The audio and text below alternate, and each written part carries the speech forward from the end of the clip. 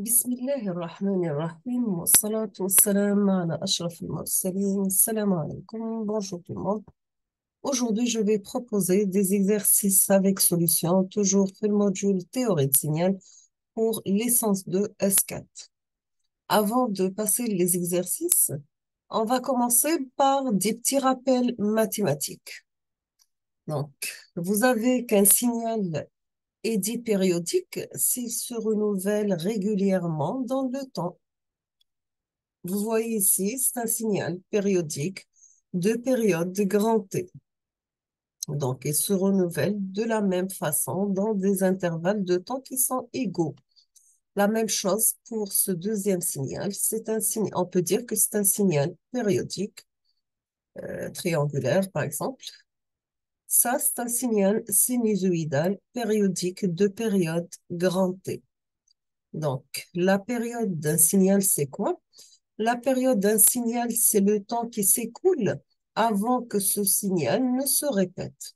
La période d'un signal périodique, c'est le temps qui s'écoule avant que ce signal ne se répète.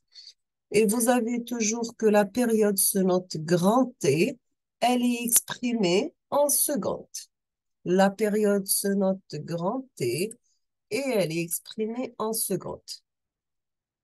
On passe maintenant, c'est quoi la fréquence? On peut définir la fréquence comme étant le nombre de périodes par unité de temps. Toujours, on note la fréquence f et elle est exprimée par f égale à 1 sur grand T, sachant que la période grand T est exprimée en secondes et la fréquence, elle est exprimée en s-1, seconde moins 1, ou bien tout simplement en hertz. Nous avons aussi que les signaux sinusoïdaux, par exemple, sinus et cosinus, sont des exemples particuliers de signaux périodiques.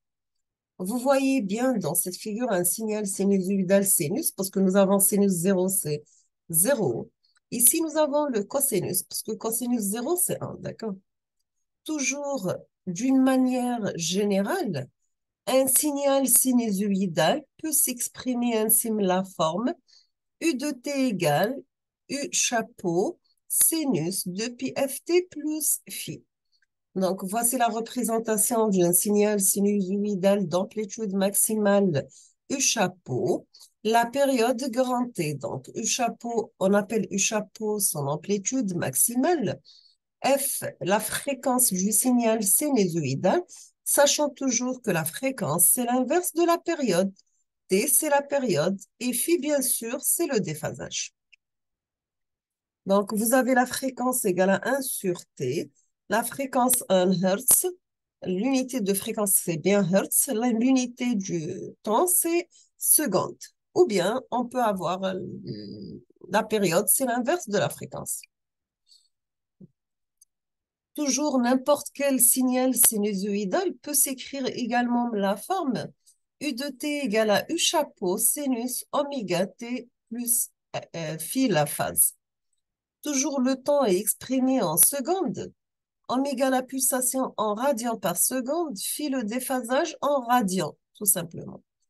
Et nous avons toujours que la valeur efficace d'un signal sinusoïdal est donnée par V efficace, qui est égale sa valeur maximale divisée par racine de 2. On va prendre un exemple. Si vous avez de thème la forme 10 racine de 2 sinus 314 t plus 1, on vous demande de déduire la pulsation, la fréquence, la période, la valeur efficace, la valeur maximale, la phase à l'origine et tracer la courbe représentative de ce signal U de t. Donc, si on va commencer par la valeur maximale, est égale à 10 racine de 2. D'accord?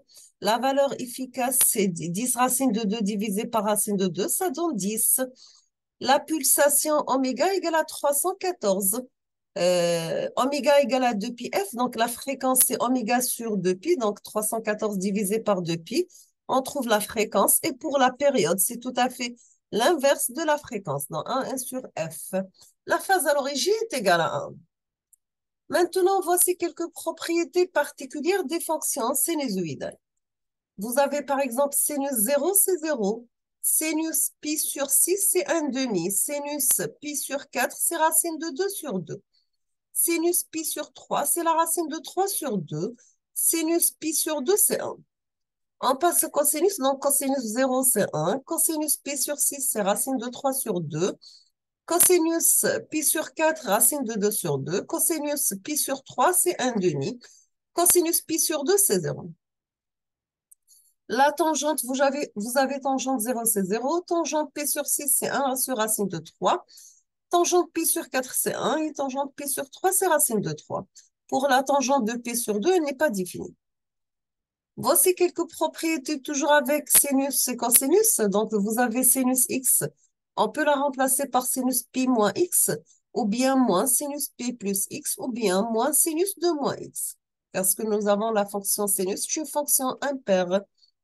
Cosinus x est égal à cosinus moins x, parce que la cosinus est une fonction paire, est égal à moins cosinus pi moins x, est égal à moins cosinus de pi plus x. La tangente de x est tangente x plus pi, moins tangente de moins x, moins tangente de pi moins x. Vous avez aussi cosinus pi sur 2 moins x est égal à sinus x, ce qui donne bien sûr sinus pi sur 2 moins x égale à cosinus x. Vous avez aussi que cosinus carré de x plus sinus carré de x égale à 1. Donc, on peut déduire que 1 sur cosinus carré de x égale à 1 plus tangente carré de x.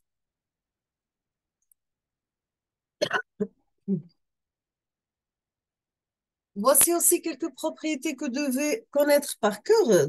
Donc, vous avez cosinus a plus b égale à cosinus a cosinus b moins sinus a sinus b. Cosinus a moins b égale à cosinus a cosinus b plus sinus a sinus b. Sinus a plus b égale à sinus a cosinus b plus cosinus a sinus b. Vous avez aussi sinus a moins b égale à sinus a cosinus b moins cosinus a sinus b. Maintenant, si vous avez la somme de deux cosinus, cosinus p plus cosinus q par exemple, ça sera 2 fois cosinus la somme de p plus q divisé par 2, multiplié par cosinus p moins q divisé par 2. Maintenant, pour cosinus pi moins cosinus q, donc est égal à moins 2 sinus p plus q sur 2 par sinus p moins q sur 2. Pour sinus pi plus sinus q est égal à 2 fois sinus p plus q sur 2 cosinus p moins q sur 2. On termine avec sinus pi moins sinus q, donc on aura 2 fois sinus pi moins q sur 2 cosinus p plus q sur 2. Sans oublier que, surtout sur le côté calcul d'intégrale pour soit l'énergie ou bien sûr la décomposition en série de Fourier, donc vous pouvez remplacer cosinus carré de a par 1 plus cosinus 2a sur 2. Et pour sinus carré de a, c'est 1 moins cosinus 2a sur 2. Donc, je vous propose de préparer l'exercice numéro 1 pour la prochaine vidéo, Inch'Allah. Dans cet exercice, on vous demande, parmi les oscillogrammes suivants, repérer ceux qui seraient, pardon, donc parmi les oscillogrammes suivants, repérez ceux qui se représentent un signal périodique et justifiez votre réponse. Est-ce que le signal A, c'est un signal périodique ou non? B, est-ce que c'est un signal périodique ou non? C, est-ce que c'est un signal périodique ou non? D, est-ce que c'est un signal périodique ou non? On passe au deuxième exercice. Donc, vous avez un oscillogramme qui représente la variation en fonction du temps d'une tension triangulaire. Vous avez que la sensibilité verticale en ordonnée 2 volts par carreau. Donc, 7 carreaux de volts, 2 volts, 2 volts. Donc, ici, par exemple, Umax, 6 volts. La sensibilité horizontale en abscisse est de 5 millisecondes par carreau. Donc, 5 millisecondes, 5 millisecondes, 5 millisecondes, etc. La première question, est-ce que ce signal électrique est-il périodique? Oui ou non? Et justifiez votre réponse. Vous avez la deuxième question, déterminez la valeur maximale Umax de la tension laissée. Donc, déterminez la valeur max Umax de la tension et laissez des traces sur l'oscillogramme. Troisièmement, on vous demande de déterminer la période T de ce signal. Justifiez et laissez des traces sur l'oscillogramme. Quatrièmement, calculez la fréquence F et donnez la formule avec les unités avant de faire les calculs. On passe l'exercice numéro 3. Donc, vous avez un électrocardiogramme ECG représenté ci-dessous. Et celui d'une personne adulte au repos. Vous avez que chaque carreau représente 1 millimètre. Et pour les abscisses, vous avez 25 millimètres par seconde. Pour les ordonnées, vous avez 10 millimètres par millivolt. La première question, est-ce que cet ECG vous paraît-il périodique? Justifiez votre réponse. Deuxièmement, déterminez la durée entre deux pics. Troisièmement, sachant qu'un pic représente un battement, quelle est la période grand T des battements du cœur? Quatrièmement, déduire la fréquence cardiaque FC et que représente cette fréquence? Cinquièmement, calculer le rythme cardiaque RC en battements par minute. Sixièmement, vous avez le rythme cardiaque de cette personne, vous semble-t-il normal? Et justifiez votre réponse. On passe l'exercice numéro 4. Donc, pour ces différents signaux, on vous demande de donner le nom du signal. Si cela est possible, et bien sûr, notez sa période. Assurez au crayon l'air se trouvant au-dessus et en dessous de la ligne de base sur une période. Tracez une ligne donnant la valeur moyenne et en déduire s'il s'agit d'un signal alternatif ou non.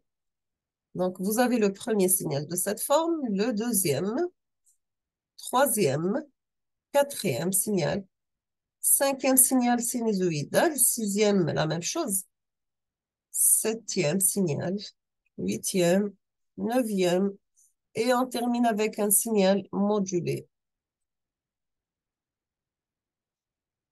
On passe l'exercice numéro 5. Donc, vous avez une tension alternative sinusoïdale de valeur efficace U égale à 10 volts. Est-ce que la valeur maximale Umax de voisinage 10 volts, 12 volts ou bien 14 volts? Quelle est la bonne réponse? Et justifiée par la formule, bien sûr. Deuxième question, vous avez que la tension moyenne d'une tension alternative de valeur efficace U égale à 10 volts. Est-ce que la tension moyenne, c'est 0 volts, 5 volts ou bien 10 volts? Vous avez 220 volts représente pour la tension délivrée par EDF. Est-ce que c'est la valeur maximale ou bien la valeur efficace? On passe maintenant le voltmètre. Est-ce que le voltmètre numérique utilisé en alternative, il va mesurer la tension moyenne ou bien la tension efficace ou bien la tension maximale? Vous avez un voltmètre numérique utilisé en continu. Est-ce qu'il va mesurer la tension moyenne, la tension efficace ou bien la tension maximale? Maintenant, si vous avez une tension de période T égale à 2 millisecondes, est-ce que sa fréquence c'est 0,5 Hz? Ou bien la fréquence elle est de 50 Hz? Ou bien la fréquence elle est de 500 Hz?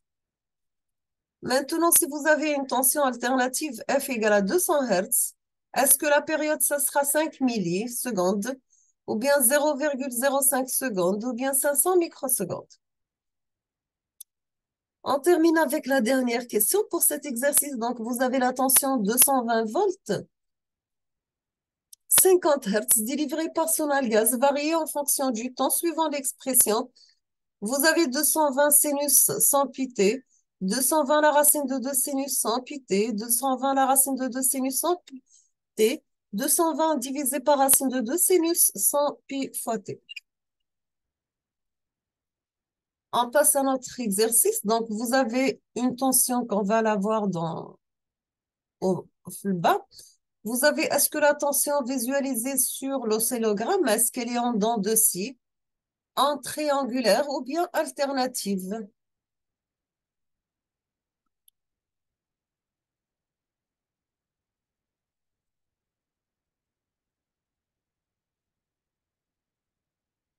Donc, la tension visualisée sur l'oscillogramme est-elle en dents de scie, alternative ou bien triangulaire? Deuxième question, est-ce que l'oscillogramme est observé en mode AC, en mode DC ou bien en mode GND ground? Troisièmement, est-ce que le calibre vertical il est trop grand et devrait être de 5 volts par division? Est-ce qu'il est bien adapté ou bien trop petit et devrait être de 20 volts par division? Quatrièmement, est-ce que vous avez la valeur maximale de la tension, elle est positive autour de 35?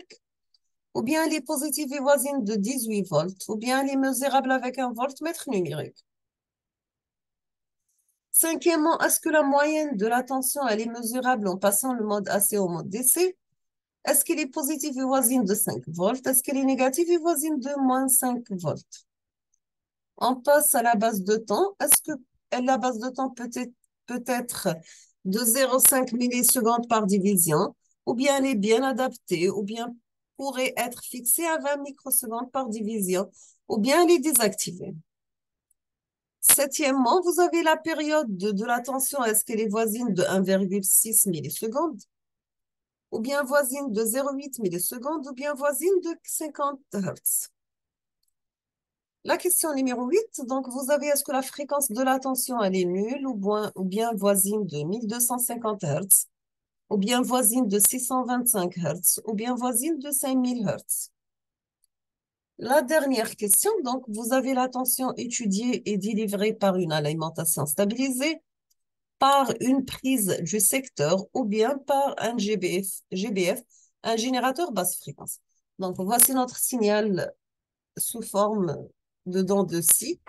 Vous avez le calibre est égal à 10 volts par division. Donc, c'est 10 volts, 10 volts, 10 volts, 10 volts, etc. Donc, c'est 10, 12, 10, 20, 30 et la moitié là.